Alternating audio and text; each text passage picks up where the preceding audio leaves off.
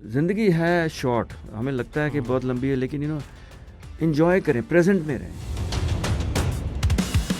Podcast के इस programme में आप सभी का इस्तकबाल है। मैं हूं आपका होस्ट और दोस्त मोहम्मद अमीन, और आज हम बात करेंगे स्पोर्ट्स जर्नलिस्ट और उनके कैरियर के बारे में। और दूसरी बात ये कि चैलेंजेस, मुख्तलिफ चैलेंजेस आज के दिनों में बहुत ज़्यादा ही हो गया। सोशल मीडिया आने के बाद क्या क्या चैलेंजेस है, और इस बारे में मज़ीद बातचीत करने के लिए हमारे साथ आज मौजूद हैं रिजवान साहब। Welcome to our podcast program. First of all Amin साहब, बहुत शुक्रिया, आपने दोबारा मदऊ किया हमें इस प्रोग्राम में। Thank you. और बड़ा अच्छा लग रहा है यहाँ आके वंस अगेन लोगों के साथ इंगेज करेंगे जी। आपने जो आज का टॉपिक चूज़ किया है ये बड़ा इंटरेस्टिंग है।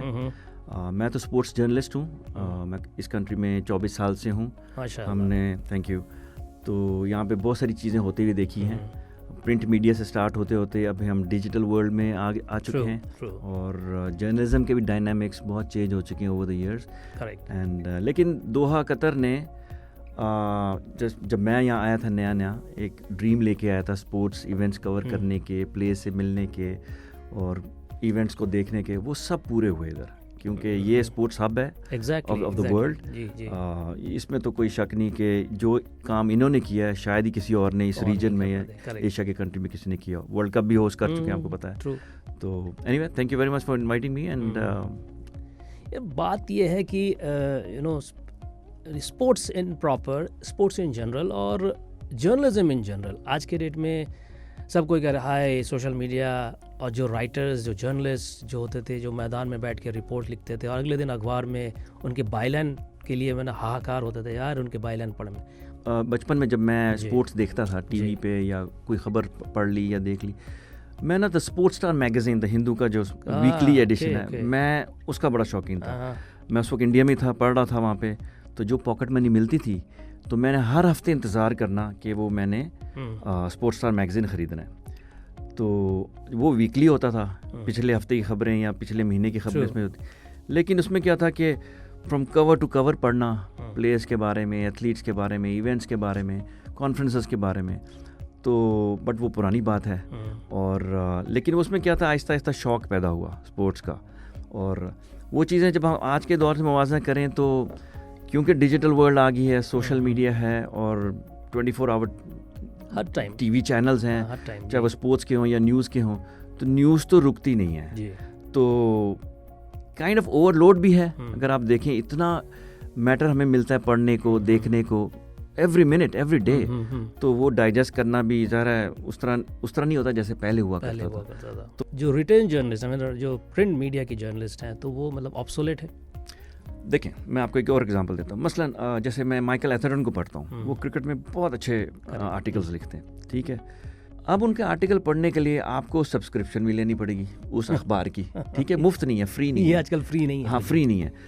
लेकिन क्योंकि मैं अब वो द टाइम्स का एडिशन नहीं ले सकता यहाँ पे बैठे हुए दोहा कतर में, तो मैं ऑनलाइन सब्सक्रिप्शन ले लूँगा और अपने फ़ोन पे बैठे बैठे मैं सारा पढ़ लूँगा और एक ओपिनियन भी फॉर्म कर लूँगा, शायद उसके बारे में रिएक्ट भी कर दूँ सोशल मीडिया पे। तो आप अंदाज़ा लगाएं कि वक्त के साथ जो चीज़ें चेंज हो रही हैं, हमें एम्ब्रेस तो करनी पड़ेंगी, इसमें कोई शक नहीं है। देखें, जैसे पहले प्रिंट मीडिया था, अभी डायनामिक्स चेंज हो गए हैं। वही न्यूज़पेपर्स, वही पब्लिशिंग हाउसेस, उनकी ऑनलाइन टीम्स हैं, वही न्यूज़ है, बट उसको डिसेमिनेट करने का तरीका डिफरेंट हो चुका है, तेज़ है, फ़ौरन दुनिया के चारों कोने में चला जाता है वो खबर। तो हाँ, अब आप याद रखें कि नई जनरेशन भी आ गई, वो उसको पसंद भी कर रही है। तो जो अखबारात हैं, जो न्यूज़पेपर है या जो पब्लिशिंग हाउसेस हैं, वो भी उस चेंज को एम्ब्रेस करते हुए डिफरेंट तरीके से न्यूज़ प्रेजेंट कर रहे हैं। मसलन आजकल आता है कि इस वीक कहाँ किस रेस्टोरेंट में खाना खाना है। बिल्कुल। तो वो जिसने रेस्टोरेंट की डिटेल्स ढूंढनी है, उसने शायद वो आर्टिकल नहीं पढ़ना, उसको भूख ज़्यादा लगी है बजाय इसके कि भूख न्यूज़ की हो। तो प्रेजेंटेशन डिफरेंट है, वक्त डिफरेंट है sir. And cricket obviously first choice है। तो टेस्ट मैचेस देखना पसंद करेंगे या T20? I am a bit old school, let's admit it, कि मुझे अभी इतना ओल्ड भी तो नहीं है। हाँ, बट ओल्ड स्कूल हूँ कि टेस्ट क्रिकेट एक्चुअली असल क्रिकेट है। T20 तो फास्ट फूड है। बिल्कुल अच्छा तो लगता है, बट आपको पता है कि अगर आपने किसी प्लेयर की असली काबिलियत देखनी है तो टेस्ट क्रिकेट में ही आपको नजर आएगी, ठीक है, ये दुनिया में। और चंद ममालिक हैं अनफॉर्चुनेटली जहाँ पे टेस्ट क्रिकेट बहुत अच्छी है। एक ऑस्ट्रेलिया है, एक इंग्लैंड है और ओबियसली इंडिया है, क्योंकि इंडिया तो पावर सेंटर है। हम क्रिकेट से थोड़ा हट के फुटबॉल के बारे में बात कर रहा हूँ। लाइक पिछले वर्ल्ड कप में 2022 के वर्ल्ड कप में सऊदी अरब ने अर्जेंटीना को हराया। मेरा एक यहाँ पे एक क्यूरोसिटी है to understand, because I have seen lot of journalist from each and every country from FIFA World Cup में, वो तो उनका होर्ड्स ऑफ जर्नलिस्ट ट्रैवल करते हैं। हेडलाइन क्या होनी चाहिए? सऊदी अरबिया बीट अर्जेंटीना या Argentina lost to Saudi Arabia? ये जो आपने सवाल भी किया ना, ये आपके अंदर का सहाफ़ी बोल रहा है। आपने तो वर्ल्ड फुटबॉल कवर किया है, ठीक है, और बुक्स भी लिखी हुई हैं।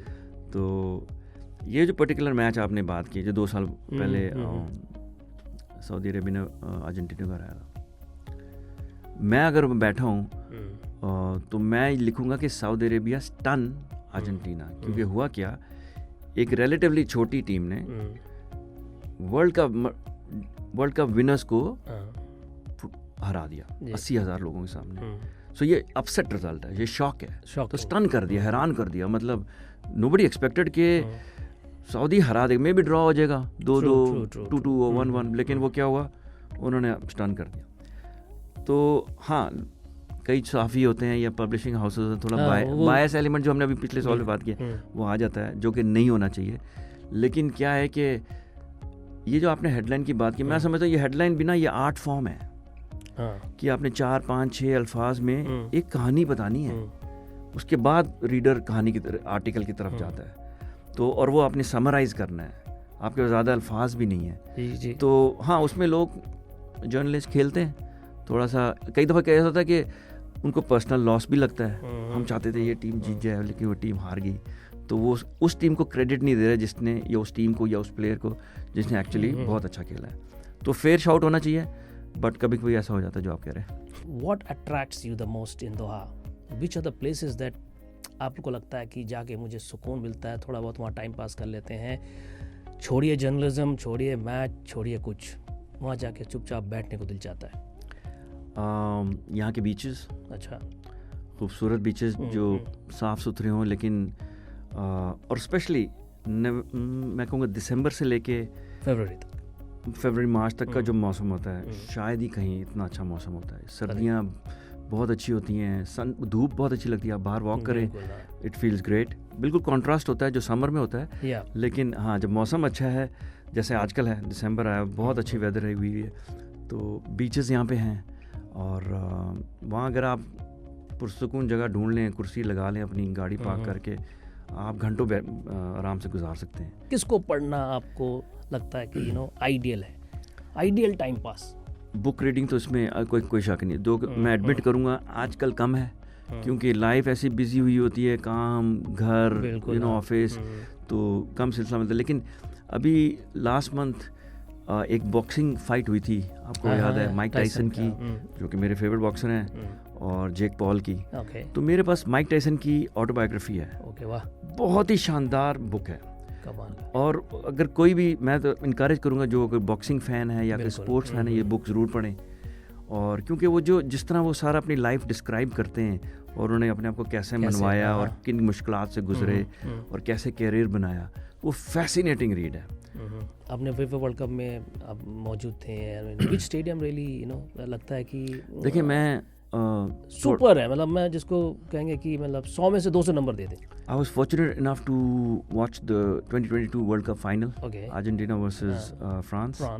लुसेल स्टेडियम में था, 88-89,000 लोग वहाँ थे, एंड प्रॉब्ली वो लोग कहते हैं, एक्सपर्ट्स कहते हैं, ग्रेटेस्ट फुटबॉल मैच एवर। तो लुसेल स्टेडियम प्रीटी यूनिक, एक तो नए सिटी के हैं, बीच में बिल्कुल मॉडर्न स्टेडियम है, state of the art facilities हैं, और 90,000 लोग यूँ आते हैं और यूँ चले जाते हैं, किसी किस्म का इशू नहीं होता। खूबसूरत भी है, गोल्डन बोल सा बना हुआ है, दूर से एक यूनिक उसकी एक फीलिंग आती है। एंड तो मेरे लिए Lusail stadium is pretty spectacular in every angle. Bollywood is always like a part of culture, it's not, I would say, movies part of culture of the देसी। अगर मैं पूछूं कि मूवीज, कौन सी मूवीज अपने लगा कि ये मूवीज हमेशा देखता रहूँ, मैं हमेशा देखूंगा, रिकॉर्ड तोड़ कर दूंगा? ये मुझे थोड़ा सा पास्ट में जाना पड़ेगा। हाँ, इसमें कोई शक नहीं कि बॉलीवुड का फुटप्रिंट जो है वो तो ग्लोबल है, not just in India, and industry आपकी मतलब बहुत बड़ी है। हाँ, ऑफ लेटली तो नहीं देखी। तो मैं आपको ये बताना चाहूँ कि मेरी वाइफ वो she is a huge fan of Salman Khan. मैंने उनसे वादा किया हुआ कि वो जब यहाँ आएंगे तो मुलाकात करा देंगे, नहीं तो हम इंडिया जाएंगे। कभी हो सके तो मुलाकात आपकी हो जाएगी। और बाकी भी, हाँ, वो माधुरी की भी बहुत बड़ी फ़ैन है, और वो तो कोई फिल्म का डायलॉग बोल दें। आप किसका फ़ैन है? ये तो मैं समझ रहा हूँ कि मैं बच्चन साहब का। अच्छा। हाँ जी, अमिताभ बच्चन साहब तो मेरे ख्याल से कोई इससे बड़ा नाम ही नहीं है। अच्छा। और एडमायर करते हैं हम उनके कैरियर को। मैं आपको बताऊँ, मैं किसी स्पोर्ट्स असाइनमेंट में गया था जर्मनी। तो बर्लिन होटल में मैं इवेंट ख़त्म करके आया, मैंने ऐसी टीवी लगाया, शाहरुख खान की मूवी लगी है। शाहरुख खान मतलब मैं रिसेंट पास की बात कर रहा हूँ, बट क्या है कि इंडियन बॉलीवुड का तो फुटप्रिंट ग्लोबल है, इसमें कोई शक नहीं है। मैं हमेशा हर एक से पूछता हूँ, मेरे हर एक गेस्ट से पूछता हूँ, तो एक वैराइड आंसर्स हो इसकी, कि ज़िंदगी को कैसे आप देखते हैं, कैसे समझते हैं आप, डिफाइन क्या करेंगे ज़िंदगी को? हर इंसान के अपने कुछ एम्बिशंस होते हैं, एम्स होते हैं। और किसी को प्लेयर बनना है, किसी को सिंगर बनना है, किसी को एक्टर बनना है, किसी को जर्नलिस्ट बनना है, किसी को एथलीट बनना है। लेकिन जर्नी का जो टेम्पलेट है ज़िंदगी का, वो मोर और लेस सेम ही है, कि हार्डशिप भी आएगी, लर्निंग कर्व भी रहेगा, और टफ टाइम भी होगा। लेकिन आपने अपने एजेंडे से नहीं हिलना, और अपनी स्ट्रेंथ्स पे खेलना है। तो वो वाला सिलसिला I would say I suppose, मैं अगर अपने आप को एनालाइज करूँ तो मैं भी इस तरह ही देखता हूँ। और आप कनाडा में जी लें, ज़िंदगी गुजार लें, ऑस्ट्रेलिया में गुजार लें, कतर में गुजार लें, when you scratch the surface, template same है। और ज़िंदगी है शॉर्ट, हमें लगता है कि बहुत लंबी है, लेकिन एंजॉय करें, प्रेजेंट में रहें। करेक्ट। जो पास्ट में रहेगा या जो फ्यूचर का ज़्यादा सोचेगा, देखें टेंशन नहीं रहती है माइंड में। सही कहा। प्रेजेंट में रहें, और अपनी भी खुशी ढूंढें, दूसरों की खुशी का एहतराम करें। आई थिंक ये लाइफ बैलेंस मिल जाता है आपको। और जिसने ये ढूंढ लिया, जल्द एनालाइज कर लिया, तो ज़िंदगी मीनिंगफुल है, पर्पसफुल है, तो अच्छा लगता है। बहुत सही कहा आपने। तो रिजवान साहब का ये कहना है कि ज़िंदगी को जिए और अच्छे से जिए, be honest and truthful towards the society, towards your friends, colleagues जो भी हैं, उनके साथ अच्छे से बिहेव करें। और अगर जर्नलिस्ट बनना है तो ये कैरेक्टर्स बहुत इंपॉर्टेंट है।